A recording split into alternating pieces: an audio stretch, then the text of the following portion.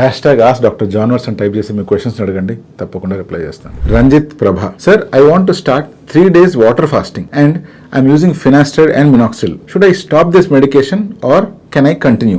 ఇక్కడ వీళ్ళు ఏమడుగుతున్నారంటే water fasting చేస్తూ మళ్ళీ మినాక్సిల్ అండ్ ఫినాస్టైడ్ వాడుతూ ఉండొచ్చా లేదా మధ్యలో ఆపేసేయాలా? అసలు వాటర్ ఫాస్టింగ్ అంటే ఏంటి? వీళ్ళు వాటర్ ఫాస్టింగ్ ఎందుకు చేస్తారు అంటే కొంతమంది రిలీజియస్ పర్పస్లో చేస్తారు, ఇంకొంతమంది బాడీలో డిటాక్సిఫికేషన్ కానీ, మేజర్ సెట్ ఆఫ్ పాపులేషన్ మాత్రము వెయిట్ లాస్ కోసం చేస్తూ ఉంటారు. ఇది ఎలా చేస్తారు అంటే ఫుడ్ తినడం ఆపేసి ఓన్లీ నీళ్ళ మీద బతకడం అనమాట.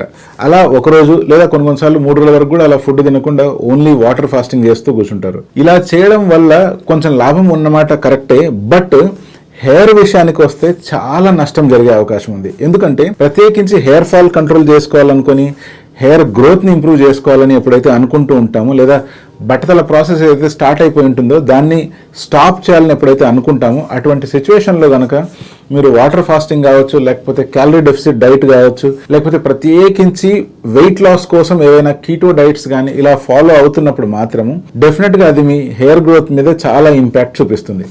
అందుకనే మీ గోల్ గనక హెయిర్ గ్రోత్ అయితే మాత్రం డెఫినెట్గా ఇటువంటి ఫాస్టింగ్స్ ఏవి చేయకుండా కడుపు నిండా తిని కంటి నిండా నిద్రపోండి.